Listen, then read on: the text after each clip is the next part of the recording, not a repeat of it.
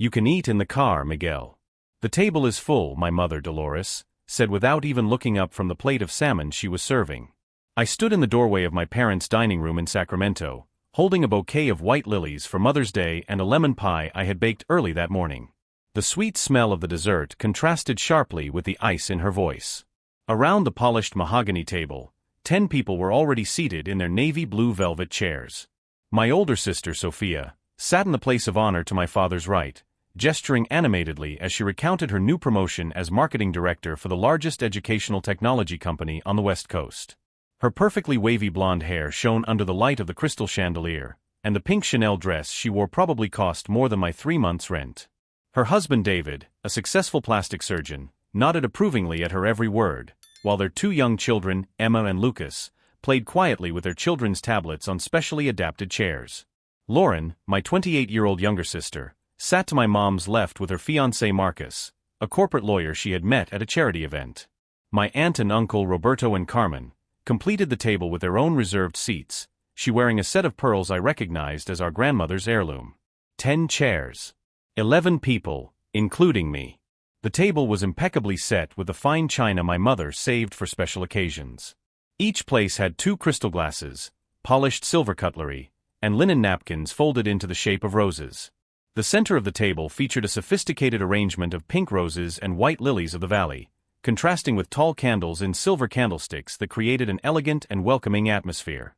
For everyone except me. But Mom, Lauren whispered, looking genuinely embarrassed, we can surely fit 1 more chair. Sophia laughed loudly, that crystal-clear sound she always used when she was about to say something cruel. Please, Lauren. Look at him. She gestured in my direction as if I were an annoying object that had appeared unexpectedly. Miguel always feels uncomfortable at family gatherings. Remember last Christmas? He was on his phone the whole time, barely talking to anyone. My name is Miguel Santos, I'm 32 years old, I'm an architect specializing in urban sustainability, and right now I feel like I'm 12 again, being excluded from the dinner table because the adults need to talk about important things. Over the past 2 years, my sustainable architecture firm had designed 3 residential complexes that had become national benchmarks for energy efficiency. I had been invited to speak at 2 universities on eco-responsible design and received an honorable mention from the American Institute of Architects. I had just closed a contract to design a community center that would be entirely powered by solar energy. But here in this dining room, I was just Miguel, the middle son who never quite got his act together. But this time was different. This time, I was prepared. The aroma of grilled salmon mingled with the scent of roses decorating the table, creating a festive atmosphere that contrasted cruelly with my position as a family outcast. I studied each face around the table. My father, Dr. Eduardo Santos, a respected cardiologist at Mercy General Hospital, avoided my gaze as he meticulously cut his fish. His hands, which saved lives on a daily basis, trembled slightly as he handled his fork. My mother continued to serve as if I were invisible, her upright posture and precise movements betraying her years as a social etiquette teacher before she married. The diamond necklace my father had given her on her last birthday caught the candlelight with every movement. Only David, Sophia's husband, showed any genuine embarrassment. Our eyes met for a second and he quickly looked away, concentrating intently on helping 5-year-old Emma with the embroidered napkin that had slipped from her lap. Miguel, Sophia continued, her voice taking on that condescending tone I knew so well, refined by years of practice in corporate meetings, you haven't been feeling well lately? Mom mentioned that you've been seeing a psychologist a lot. Maybe it would be better if you had a more private place to eat. Somewhere quieter. The silence that followed was deafening. The clinking of cutlery against plates stopped completely. Even the children were quiet, Emma looking up from her tablet to observe the palpable tension in the air. The old wall clock continued its incessant ticking, marking the seconds of a humiliation that stretched on like an eternity. I could explode. I could scream about years of manipulation, systematic humiliation, and blatant favoritism. I could throw all the evidence I had collected on the table, the emails where Sophia confided in her friends about how she manipulated our family to maintain her privileged position, the audio recordings where she admitted to making up stories about my mental instability, the messages where she mocked my naivety for continuing to try to have a healthy relationship with our parents. There were screenshots of conversations where she bragged about sabotaging my relationship with Elena, revealing how she had planted doubts about my unstable temperament in her mind. I had documents proving how she had interfered when I was about to receive an important promotion, calling my boss pretending to be a concerned ex-girlfriend. But I wouldn't do that. Not yet. Instead, I took a deep breath, straightened my shoulders, and smiled. A calm, almost serene smile that made Sophia frown slightly. She knew me well enough to notice that something was different. After 3 decades of being siblings, she recognized my behavioral patterns, and that calmness didn't fit any of them. "Everything's fine," I said, my voice sounding strangely calm even to myself. "I understand the situation perfectly." I walked over to the adjacent kitchen counter and placed the flowers in a crystal vase my mother kept for special occasions. The arrangement of lilies looked beautiful there, their green stems contrasting with the transparency of the glass. Then I carefully placed my lemon tart next to the other desserts that were already on display, a strawberry cheesecake that Sophia had ordered from an expensive bakery and colorful petit fours that Lauren had brought from a French boutique. Then I went back to the dining room and handed my mother an elegant cream-colored envelope with my name engraved in gold letters in the upper left corner. The paper was thick, high quality, and the seal had been made with traditional red wax. "Your Mother's Day gift, Mom. Open it after lunch when everyone is gathered to watch." Dolores accepted the envelope curiously, turning it over in her hands to examine its weight and texture. "How thoughtful, Miguel. A personalized card." "Something like that," I replied, keeping my tone neutral. "It's a special compilation. Something every mother should know about her children."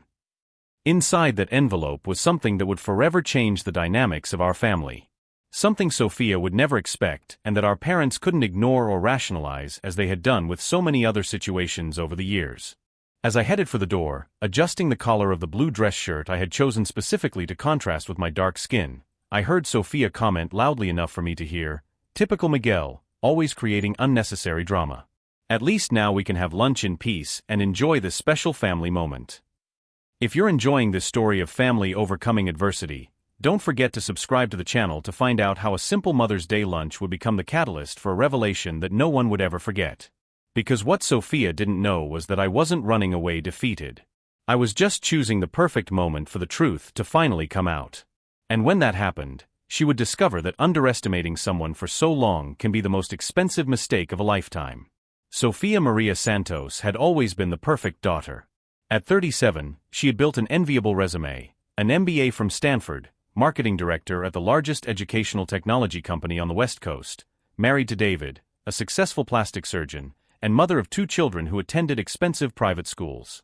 But what our family never saw was how she had systematically orchestrated my exclusion for decades. It all started when I was only 8 years old. Sophia, then 13, found out that I had been accepted into the gifted program at Lincoln Elementary School. The night before the final test, she convinced our parents that I was overly anxious and might have a nervous breakdown. "Miguel is too sensitive for academic pressure," she said, placing her hand on my shoulder with feigned concern. "Maybe it would be better if he waited until he was more emotionally mature." Our parents agreed immediately.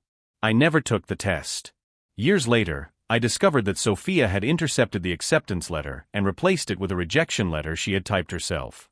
During high school, when I landed a summer internship at a sustainable architecture firm, 2 weeks before I was supposed to start, the supervisor called to cancel. "We've received some troubling reports about your behavior," Mr. Jenkins explained. "Issues of trustworthiness that we can't ignore." Years later, I found an email Sophia had sent to the office, posing as a concerned teacher. She described me as troublesome and unable to follow simple instructions. During college, I thought things would improve with distance. I was wrong. Sophia developed more subtle techniques. At family gatherings, she would redirect conversations whenever I tried to talk about my projects. When I got a scholarship to Barcelona, she casually mentioned to our parents that study abroad programs were an escape from reality. "Miguel has always been an impractical dreamer," she would say with a condescending smile. "He needs to learn to be more realistic about his limitations." When I graduated and started my career, every achievement I mentioned was immediately downplayed. Sophia had an uncanny ability to turn my victories into family concerns. "How many hours a week are you working? That's not sustainable," she would say. Or, "Very ambitious projects can be risky for someone so early in their career." When I started dating Elena, an art teacher I met at an exhibition, Sophia made sure she felt uncomfortable at every family event. Miguel has never introduced a girlfriend who lasted more than 6 months, she would say to Elena during dinner parties. I hope you're prepared for his mood swings. Elena ended our relationship after 8 months. His family makes me feel like I'm not good enough, she confessed. Especially his sister. The moment that really opened my eyes happened 2 years ago, during our parents' wedding anniversary. I had prepared a digital album with restored photos of our entire family history, including rare images of our immigrant great-grandparents. When it was my turn to present, Sophia abruptly stood up. Actually, she announced, David and I have a surprise that can't wait. She revealed that she was pregnant with our second child. The timing was no coincidence. She had known about my presentation for weeks. My gift was forgotten in the euphoria of the pregnancy. Later, Sophia commented loudly, Miguel always tries to be the center of attention during other people's important moments. It was that night that I made a decision that would change everything. I started documenting absolutely everything. I installed recording apps on my phone. I started taking screenshots of family conversations. I saved emails and messages where Sophia talked about me with other relatives. What I discovered was even more disturbing than I had imagined. In a WhatsApp group with our cousins, she had written, I'm worried about Miguel. He seems disconnected from reality. Yesterday he talked about revolutionizing architecture as if he were going to save the world on his own. But the most devastating discovery came when I gained access to her email. I found correspondence with Elena, my ex-girlfriend. 2 weeks before we broke up, Sophia had contacted Elena directly, feigning sisterly concern. She described worrying behavioral patterns and manipulative tendencies that our family had learned to manage. The email ended with, just wanted you to know that we're here if you need to talk about the difficulties of your relationship with Miguel. At that moment, reading evidence of the extent of Sophia's manipulation, I finally understood the complete truth. She wasn't just competitive. She was a functional sociopath who had made the destruction of my reputation a long-term project. And now, 2 years after discovering all of this, I was ready for her to face the consequences of every lie. The envelope I handed to my mother contained not only evidence of these manipulations, but something far more devastating. Something that would prove that her actions were not only cruel, but illegal. Because Sophia had made one fundamental mistake, she had documented her own cheating too thoroughly. And when my family discovered the true extent of her manipulation, there would be no way for her to explain or dodge the storm that was about to descend on her perfect life. During the 6 months following the discovery of Sophia's emails, the situation at home deteriorated dramatically. She had noticed a change in my behavior and intensified her attacks like a wounded animal that becomes more dangerous when cornered. The last straw came during our mother's 60th birthday last January. I had spent weeks planning a surprise party at her favorite restaurant, Casa Bella, an intimate Italian establishment where we had celebrated special occasions since I was a child. I reserved the private room, organized a custom menu featuring her favorite dishes, and coordinated with Lauren to bring family members from out of town. 2 weeks before the party, Sophia called with an urgent family concern. Miguel, we need to talk about Mom's party, she said, her voice laden with false concern. Lauren told me about your plans, and honestly, I'm worried. Worried about what? I asked, already anticipating where the conversation was going. Well, you know how Mom gets anxious about last-minute changes. And surprises can be stressful for people her age. Plus, Casa Bella can be very noisy for an intimate celebration. She had developed a more sophisticated strategy over the years. She never attacked my ideas directly, but planted seeds of doubt disguised as family concern.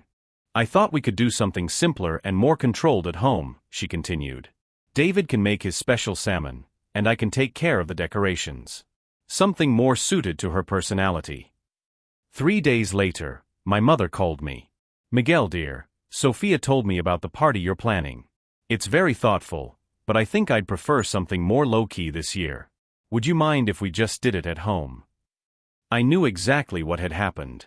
Sophia had spent days convincing our mother that a surprise party would be overwhelming, and that I was being insensitive to her needs. I canceled the reservations, lost the deposit, and watched Sophia take all the credit for organizing a perfect and respectful celebration at our parents' house. During the house party, As I watched our mother praise Sophia's good sense and her ability to really understand what was important, I felt something inside me break irrevocably. It wasn't just anger. It was a cold, calculated clarity. That night, driving back to my apartment in Oakland, I made a decision that would change everything. I would stop being a passive participant in this sick game. I began to methodically research psychological manipulation and family narcissism. I read books on documenting emotional abuse and consulted 3 different lawyers about defamation and interference in personal and professional relationships. But the most important discovery came through an unexpected contact. Elena, my ex-girlfriend, called me in March, 8 months after we broke up. "Miguel, I know this might sound strange, but I need to tell you something," she said, her voice hesitant. "I started therapy after we broke up, trying to understand why I always felt so insecure around your family." My heart raced. "What did you find out?" "My therapist helped me identify patterns of psychological manipulation. And when I described my interactions with your sister, Miguel, what she did to me was systematic emotional abuse." Elena told me how she had saved all the messages Sophia had sent her during our relationship. Messages I had never seen, where my sister systematically undermined our connection. She would send me articles about signs of troubled relationships and always include little comments like, "This reminds me of you guys." She would send me links about architects who had failed at big projects, saying she was worried about the unrealistic expectations you had. The pattern was even more sinister than I had imagined. Sophia didn't just manipulate our family, she actively infected my romantic relationships like a virus. "There's one message in particular you need to see," Elena continued. "She sent it to me after that dinner where you mentioned you were thinking about us moving in together." The message Elena showed me was devastating. "Elena, as someone who loves Miguel, I feel like I need to be honest about patterns I've noticed. He's always had a hard time with long-term commitments. Have you noticed how he changes jobs every 2 years? Our family has learned not to take him too seriously when he talks about future plans. I just don't want you to get hurt if you invest too much emotionally." Each line had been carefully crafted to plant specific doubts. Sophia had researched our relationship, identified our vulnerabilities, and attacked surgically. But Elena had saved more than just messages. She had secretly recorded some phone conversations after noticing inconsistencies in Sophia's stories. "Listen to this," she said, playing an audio clip on speakerphone. Sophia's voice was clear. "Look, Elena, I like you, but Miguel has some anger issues that our family tries to manage discreetly. He's never hit anyone, but he has these really intense verbal outbursts when things don't go his way. Our parents are worried because you seem too sweet and innocent to handle it." I had never had an angry outburst in my life. My parents had never expressed any concern about my temper. Sophia had simply invented an entire narrative about emotional instability that didn't exist. At that moment, listening to my sister fabricate personality flaws to destroy my relationship, something inside me crystallized definitively. It was no longer about proving my innocence or repairing dysfunctional family relationships. It was about accountability. It was about real consequences for decades of calculated manipulation. Elena agreed to provide me with all the evidence she had collected. More importantly, she agreed to serve as a witness if necessary. "You deserve justice, Miguel," she said before hanging up. "And other people deserve protection from what she does." That night, sitting in my living room surrounded by printed evidence, transcribed recordings, and a detailed timeline of 30 years of systematic manipulation, I finally understood the true extent of what Sophia had done. She wasn't just a competitive sister. She was an emotional predator who had turned our entire family into her support system for a parasitic existence. And now, finally, I had the tools to expose it all. The envelope I handed her at Mother's Day lunch contained much more than family evidence. It contained legal documentation, professional analysis of patterns of psychological abuse, and statements from multiple victims of her manipulations. Because I discovered that Elena hadn't been her only outside victim. There were other people, co-workers, former friends, even neighbors, whom Sophia had manipulated over the years to build and maintain her perfect image. And they were all ready to testify. As my family ate lunch peacefully, believing they had successfully excluded me once again, they had no idea that in a few hours they would find out exactly who Sophia really was. And when they did, there would be no way to pretend they didn't know. There would be no way to protect her from the consequences. There would be no way to continue living in the fantasy she had built at the expense of my sanity.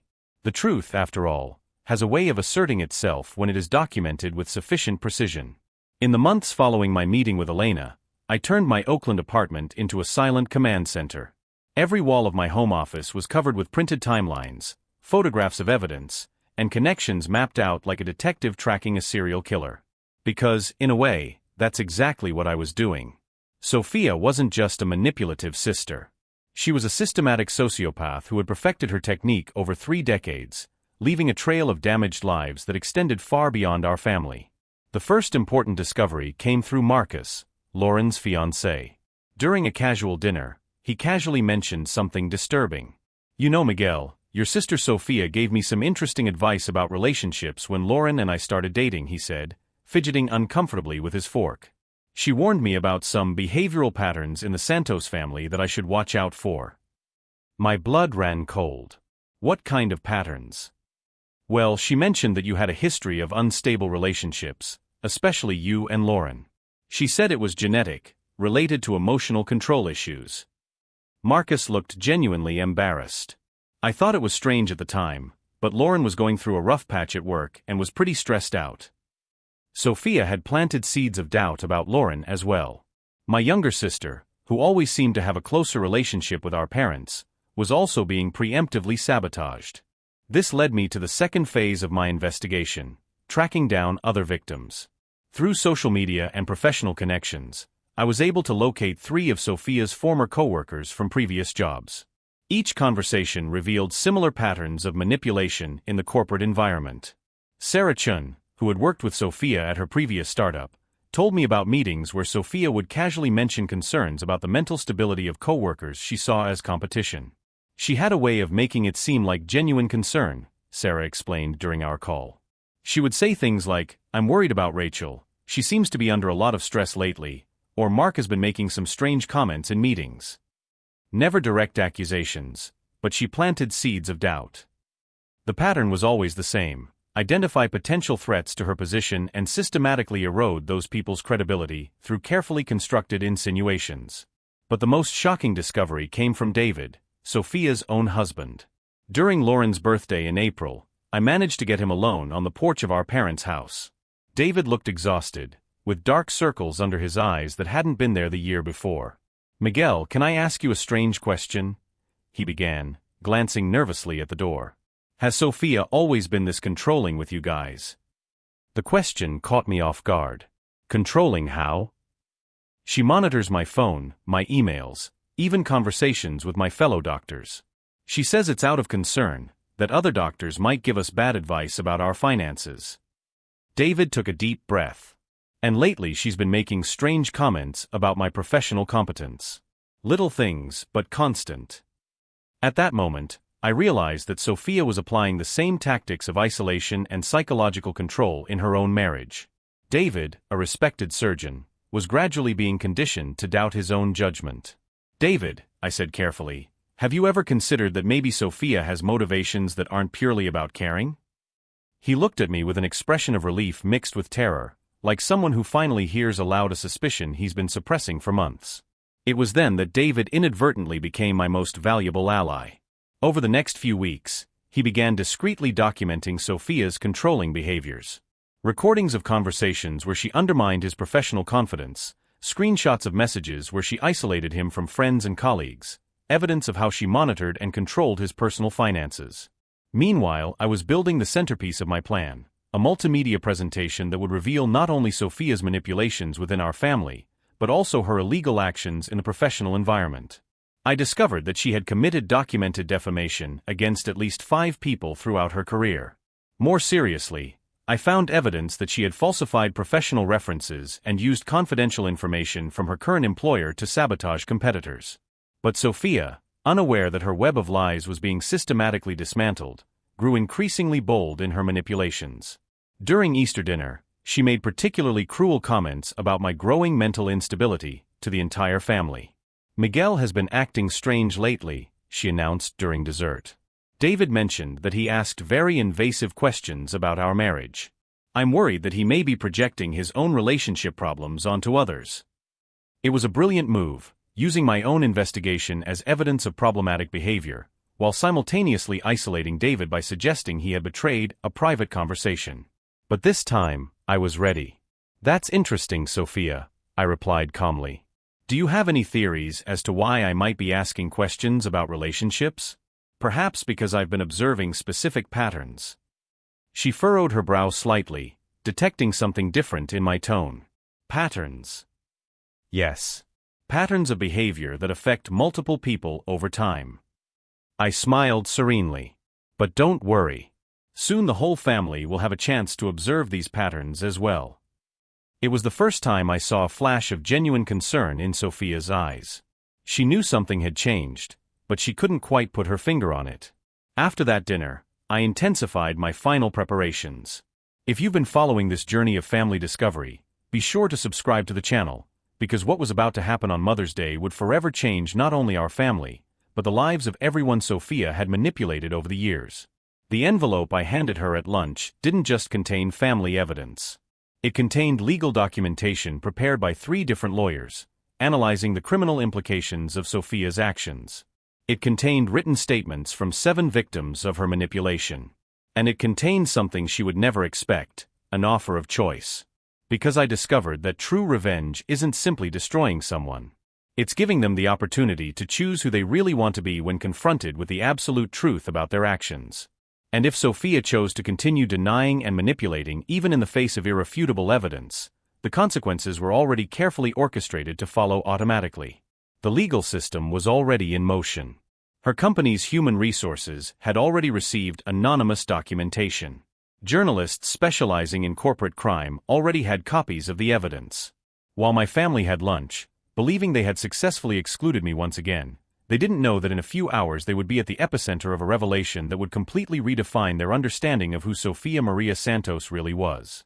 And when the envelope was opened, there would be no way to pretend they didn't know the truth. 45 minutes after leaving my parents' house, I was sitting at the Starbucks on the corner, watching my phone ring incessantly. Calls from Lauren, my mother, even David. But not Sophia. She was too busy trying to control the damage. The envelope had been opened at exactly 3:15 p.m., during dessert. I knew this because I had installed a discreet tracking app on my mother's phone weeks earlier, when she asked me to help her optimize the speed of her device. The first call came from Lauren, her voice thick with shock. "Miguel, what the hell is in that envelope?" Mom passed out. "Sophia is screaming that it's all a lie, and David took the kids and left." "It's all true, Lauren," I replied calmly. "Every page, every screenshot, every recording." "But Miguel, some of this stuff, it's from when we were kids. How did you get evidence from so long ago?" "Because I never stopped documenting. And because Sophia never stopped lying." The contents of the envelope were strategically organized into 3 sections: family evidence, professional crimes, and legal consequences. The first section contained detailed timelines of family manipulation, including messages where Sophia bragged about sabotaging my relationships. There were screenshots of conversations where she admitted to making up stories about my mental instability. And most devastatingly, there was the recording Elena had secretly made of a phone call where Sophia described in detail how she managed the family's perception of me. But it was the second section that would truly destroy her life. During my months of investigation, I discovered that Sophia had committed multiple corporate crimes. She had falsified professional references to get her current position, using confidential information from previous jobs. Even more seriously, I found evidence that she had used proprietary company data to sabotage competitors, a federal violation that could result in years in prison. The third section was my masterpiece, the consequences already in motion. Because I hadn't just collected evidence. I had activated a complete accountability system. Copies of the documentation had already been sent to Sophia's company's Human Resources Department, to the Securities and Exchange Commission for ethical violations, and to 3 journalists specializing in corporate crime. The file had also been handed over to a defamation lawyer representing Elena and 2 other victims of her manipulations. When my phone rang again, it was a number I didn't recognize. Miguel Santos. The voice was professional, controlled. "Yes. This is Rebecca Martinez from the law firm Chen and Associates. Your sister has just hired us to represent her in an urgent matter related to family allegations." I smiled. Sophia was going into damage control mode, just as I had predicted. Does she want to schedule a meeting? I asked. Actually, she would like to speak with you directly. Would you be willing to meet with her today? Sure. Let's say the Fairmont Hotel, main lobby, in an hour. Sophia chose the Fairmont because it was public enough to avoid a scene but private enough for a serious conversation. It was exactly the kind of calculation I expected from her. I arrived 15 minutes early and chose a strategic armchair with a clear view of all the entrances. When Sophia appeared, she was visibly shaken. Her perfectly coiffed hair showed signs that she had run her hands through it nervously, and her makeup was slightly smudged. For the first time in 3 decades, Sophia Santos was not in control. Miguel, she said, sitting down in the chair across from me. We need to talk. About what, Sophia? About your 3 decades of systematic manipulation? About how you destroyed my relationships? Or about the federal crimes you've committed? She leaned forward, her voice low and urgent. Listen, I know some of the things I've done have been questionable. But you don't understand the pressure I've always felt to be perfect. Mom and Dad expected so much of me. No, I interrupted her. You're not going to turn this into a story about how you're the real victim. Sophia changed tactics instantly. Okay, you're right. I made some bad choices. But Miguel, we're family. We can work this out internally, without involving lawyers or other people. Other people like the Securities and Exchange Commission? Her face paled. What do you mean? I mean that 3 hours ago, they received documented evidence that you used proprietary information from your previous company to sabotage the competition at TechVantage. That's a federal crime, Sophia. You can't prove that. I took out my phone and opened an audio file. Want to hear yourself explaining to your friend Karen how you solved the competition problem using data only you had access to? The blood drained completely from her face. That recording had been made during a birthday party 6 months ago, when Sophia was slightly drunk and bragging about her professional strategies to a group of friends. Miguel, please. If this gets out, I'll lose my job. My career will be over. What about my career that you tried to sabotage repeatedly? What about my relationships that you destroyed? What about the years of therapy I needed to undo the psychological damage you caused? Sophia began to cry, genuine tears, but motivated by desperation, not remorse. What do you want? Money? I can compensate you financially. I don't want your money, Sophia. I want accountability. What does that mean? I placed a manila folder on the table between us. It means you have a choice. You can publicly confess your manipulations, offer a genuine apology to every person you've hurt, and submit to intensive therapy for narcissistic personality disorder. Or you can continue to deny everything and let the legal system take its course. She opened the folder with trembling hands. Inside was a detailed contract, drafted by the same lawyers who had reviewed her legal violations. If you choose the first option, I continued, I will work with you to minimize the legal consequences. But if you choose to continue manipulating and lying. I didn't need to finish the sentence. We both knew that I had documented every crime she had committed. Sophia looked around the elegant hotel lobby, as if seeing her privileged life for the last time. How long do I have to decide? Until noon tomorrow. She nodded slowly, putting the folder in her purse with hands that wouldn't stop shaking.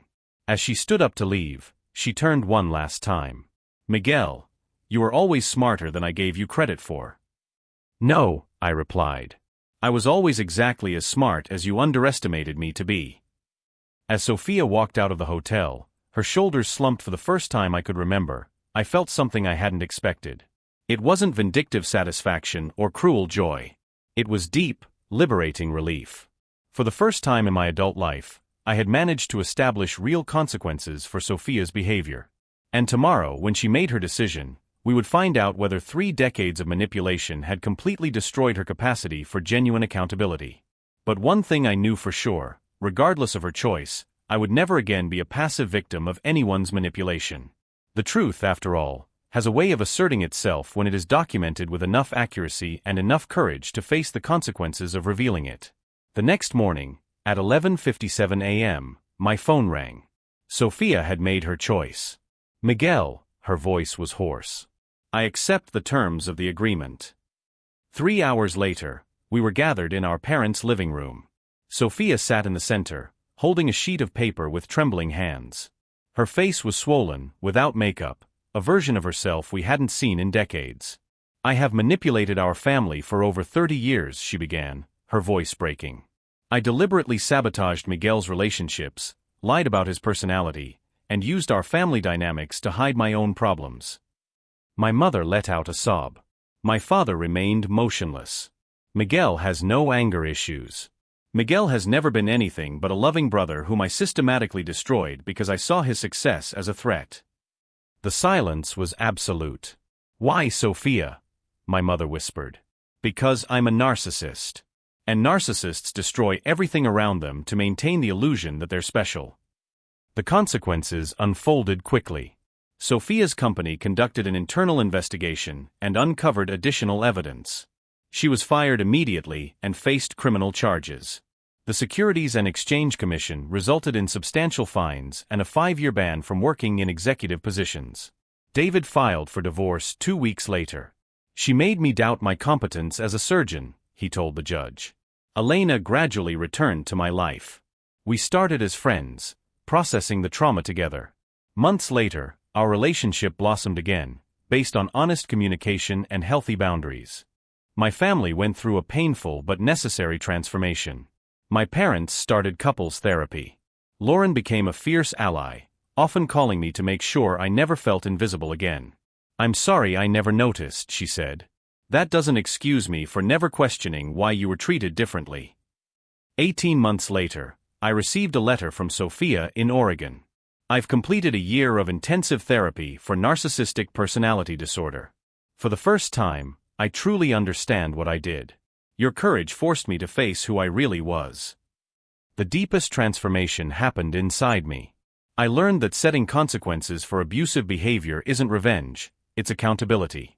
Protecting your mental health is self-love, not selfishness. Today, I work as a consultant for families dealing with similar dynamics. The difference between revenge and accountability, I often say, is that revenge seeks to destroy, while accountability seeks to correct. 3 years after that lunch where I was told to eat in the car, I organized my own Mother's Day. Elena and I had gotten married and were expecting our first child. The table was set for 12, my reconciled parents, Lauren and Marcus, David and the kids, friends who had become our chosen family. There was one chair left empty on purpose, not out of exclusion, but out of hope. Sophia wasn't ready yet, but the door remained open. During dinner, I watched conversations flow naturally. Lauren laughed at one of Marcus's jokes. My dad helped Emma cut her salmon. My mom showed Elena old family photos. This was what family was supposed to be, people choosing to be together out of genuine love and mutual respect. Do you have any regrets? Elena asked. I regret waiting so long to stand up for myself, I replied. But I don't regret confronting the truth. If this story of family transformation touched your heart, subscribe to the Twist and Revenge channel to discover more stories of people who refuse to remain silent victims. Each story is a reminder that you have the right to demand respect, especially from your own family. In the end, I learned that you can't control how people treat you, but you can control whether you allow them to continue doing so. And sometimes, the most loving decision is to say, this ends here. The real victory wasn't destroying my sister. It was reclaiming my family, setting healthy boundaries, and creating a space where love is demonstrated through consistent actions.